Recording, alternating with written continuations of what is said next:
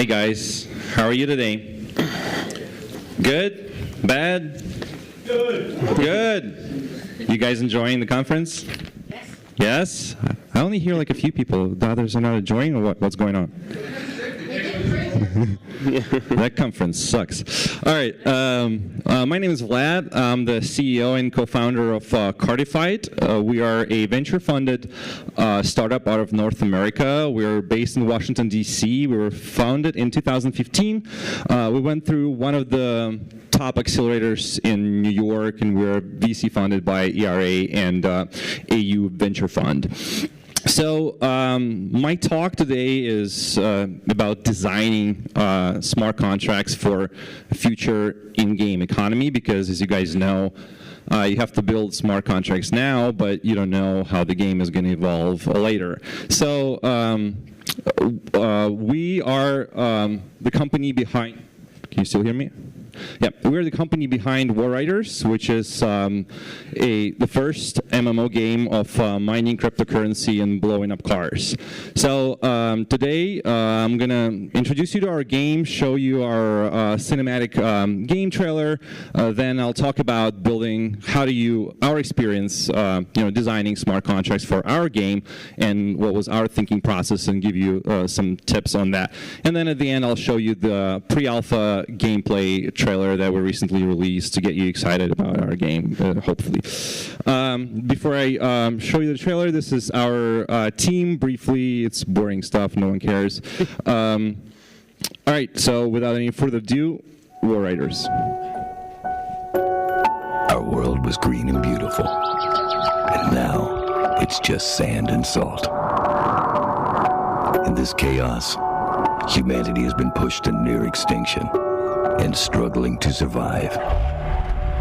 All the memories I have left are filled with the sounds of roaring engines, the smell of gunpowder, and gun oil. All other form of money is gone, except benzene, the last digital currency on Earth. And all people do in this sandpit is kill each other for it. But hey, when it comes to me and what's mine, I'll do the same damn thing to get it. So if you see me on the sand, stay out of my way.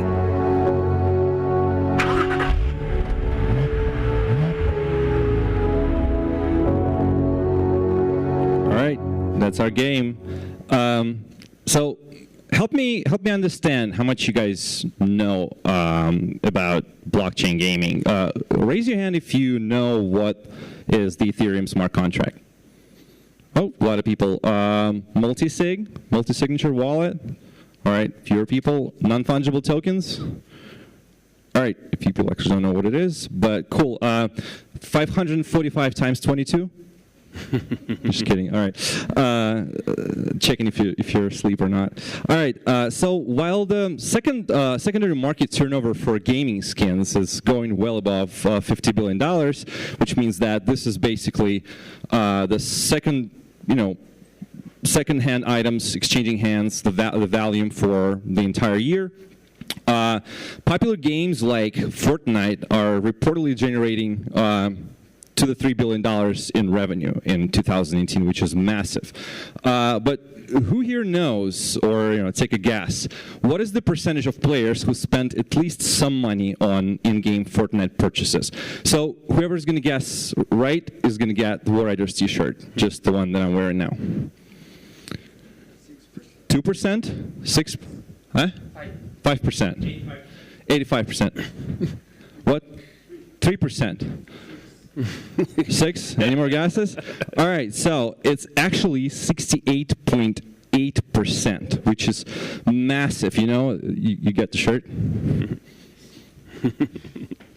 I mean, yeah, you were a little above, but yeah, 70% is, and it's a free-to-play game, right? That's a hell of a conversion, right? Now guess what was the most expensive War Riders vehicle sold for? You'll get a second t-shirt. Take a guess. In US dollars, not in Ether, US dollars. This is the founder's Lambo. This is the most expensive car sold in our game. Huh? $2,000. All right. 10,000. 6,500? 5,000. 300? Any more guesses? 25,000. 20K. All right, so it was $2,200. You were short. Still a lot for a startup that's building its first game, right? Actually, like the majority of our exclusive cars were selling for anywhere between $500 and $1,000. Not too shabby. The total amount of vehicles sold since last fall was about 4,000. And we are also the top 5 most valuable token according to OpenSea, which is a marketplace for NFTs.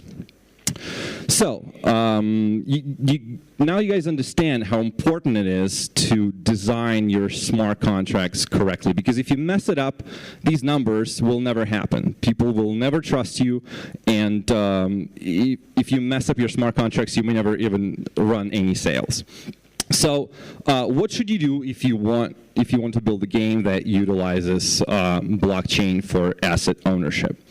So, smart contracts are tricky, and you can build them to be immutable, which essentially means that they're bulletproof. They can be changed. Developers don't have the ability to alter it in any case, and you can make them upgradable. You can install things like Zeppelin OS and upgrade your contracts whenever you want, essentially. And I'm not really going to go into technical details about Zeppelin OS and how to do these things because that's kind of beyond the scope of this talk. I can't really fit everything in 15 minutes. But to kind of analyze what does the immutable contract mean is if you look at the pros, it definitely gives players in the market assurances that the contract will never change. So if you set a price increasing algorithm, it will always keep increasing, and people know that you will not change that. But the cons is definitely you can't evolve with the market. You can't. If tomorrow something happens, you'll be stuck with the contract that you have. Upgradable contracts, on the other hand, they allow devs to constantly upgrade and evolve with the market. They can you can introduce new features and new technology, so on and so forth. But the cons of it does not give people certain assurances that you will really operate according to the terms of the contract, because developers can upgrade it, change it at any time. So the tip number 1 is to figure out if immutability is actually matters for your game and users. And you can just simply ask them, and you can figure out for yourself whether it truly matters. And if it doesn't, go with upgradable contracts. So to give you an example, at War Riders, we have a core pre-order contract. And the pre-order contract is immutable, bulletproof, and super secure. Like, unless you send a certain amount of ether to it and call a function, you will not get a car out of it. So try to hack it if you're interested in doing that. You won't be able to. And we have some supplemental contracts, such as our bulk buying contract. It's also immutable, but it's not that essential, and we can always substitute it. And in fact, we've done that multiple times, just because we didn't like how it ran, but because all it does is just buying vehicles in batches from that main core contract. So tip number 2 is to make your core contracts bulletproof and connect other less secure contracts to it. I mean, don't make them less secure, but they can be upgradable. They can be less essential, but your core contracts, whatever you think your game truly depends on, or the economy of your game truly depends on, make it bulletproof. Don't forget about the business side, and this is one of the most important things out there. So game developers and programmers should work closely with business people. At War Riders,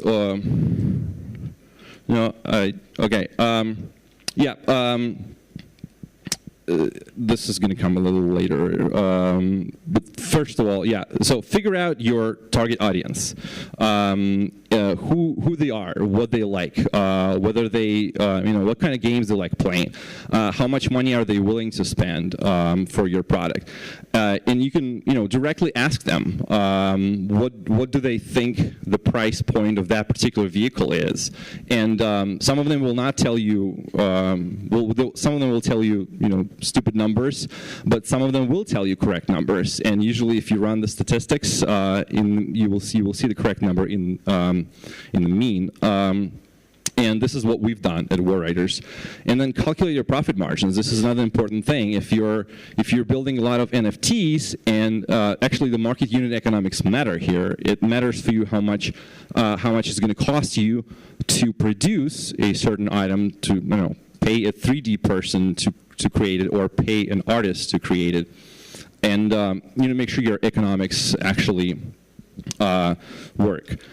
Make sure the numbers add up, and this is finance type of stuff. So build a business and revenue model, and this might seem obvious for some people, but a lot of companies actually don't do that. They think, hey, I'm building a game or I'm building a business, and I'm thinking that I'm going to make some money, but I don't know what's going to happen later. And if you just pull up your Excel spreadsheet and put some numbers together, and you can use that model later to benchmark your performance, for instance. I mean, the only thing you're going to know that this model is probably going to be wrong, and at the beginning of your startup, but it's better to have something and operate in because startups always operate in extreme uncertainty, but it's always better to have something. Account for any currency volatility. You know that Ethereum is extremely volatile lately, and probably will be, and you need to figure out what are you going to do if the value of Ether jumps up or drops dramatically, and figure out what is going to happen with your smart contracts. Are people going to start buying your items, or or the opposite? The items are going to be super cheap, so that you're going to drop the market value of these items. And account for any giveaways. Think if you're going to be making any giveaways later, and make sure to implement that in a smart contract. So here's the part about developers, teamwork, and this is like one of the most important things that we found at WarWriters, that engineers should work closely with business people. When we were building our smart contracts, our devs didn't always understand what business people were telling them. Sometimes there were confusions. They thought that this is how the contract should work, but in reality, the business people didn't see it differently, because you're essentially writing a legal contract between you and your customers. This is why you have to QA and audit your contracts. Make sure you go through your contracts with the developer, and they fully understand what you're asking them. And deploy a company multisig. Multisig is a special wallet that can own all your contracts that you're deploying, but it requires multiple signatures to be present in order to move the funds or upgrade the contract or do whatever action you're programming your smart contract. And you can give one of the keys to your CTO, for instance, and the second key will be in your CEO's hands. And every time CTO deploys something, the CEO should approve the transaction in order for it to happen. This is how you can mitigate some of the hacks. And if your private key has been exposed, you still have a second key to confirm. So it's harder to steal two keys from two different people than one key. And last but not least, hash out any legal concerns. And this is one of the also important things. Talk to a security attorney to take a look at your situation. Maybe they'll find out they'll they'll tell you that you're selling securities. And I think there's going to be a talk tomorrow on that topic about illegal things, which is very interesting to attend. And this the security laws will differ by country, so that's definitely advisable. And just to recap. First, you have to figure out if your contracts, if you want them to make your contracts immutable or upgradable. Your core contract should be bulletproof, as a rule of thumb. Harden them as, make them as bulletproof as possible. Know your target audience. Know who your customers are. Do the price survey. Calculate your profit margins, build a business model, revenue model, see if the numbers add up, account for any currency volatility, giveaways. Engineers should always work with business people, QA and audit your contracts, deploy company multisig, and always look out for any legal problems that can potentially arise. So. I think this is it for the boring stuff, and now I'm going to show you the gameplay trailer, and after that I'll take some questions. Hey cowboy, mine or die today. I'm thirsty for some BCM. Over. Roger that, Slim. Beautiful day to kick some ass.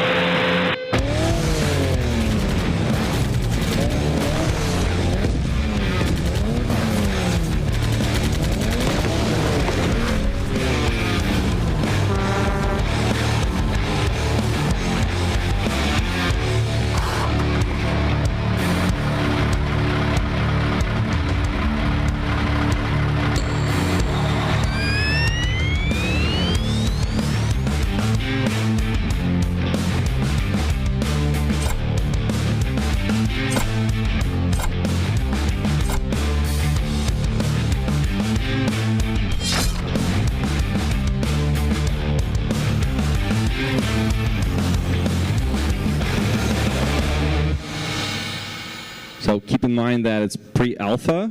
It's the first gameplay video that we released.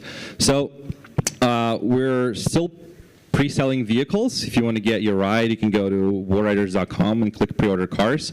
There's still some cars left. Most of the all the rare ones are pretty much sold out, but there's still a few ones.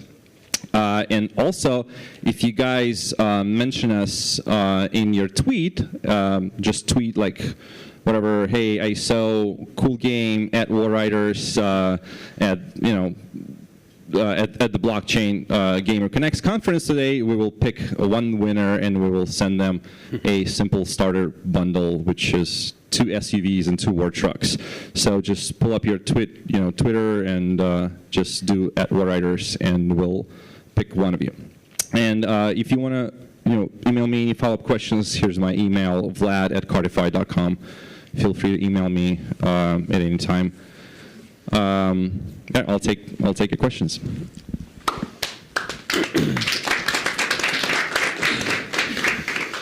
Okay, have any questions for Vlad? Oh, yep. Just wait for the microphone again. And just tell us who you are. Hello, I'm Shirley from Imperial Throne. My question is on the marketing side.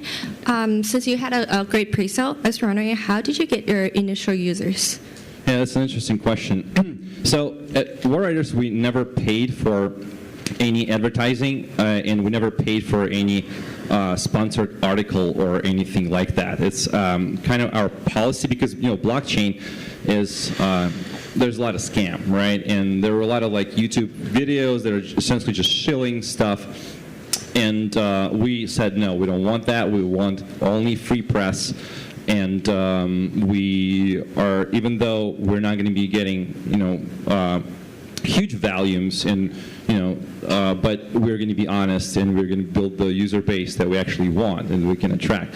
So we were starting with press releases. So a lot of our press releases were going really, really well. Then we had Discord bounties in our Discord and Telegram groups. So if you invite some users, you will get free vehicle and stuff like that. And we use the power of community. Then another thing that gave us a huge kick was we were listed on Coinbase Wallet for like a week, and then Apple ordered to remove us. And CoinDesk wrote about us, and then on that Thursday evening, we just started seeing huge amount of traffic. The cars were selling every 5 minutes. I think even our Lambos broke down, so we couldn't sell the Lambos. People were pissed off.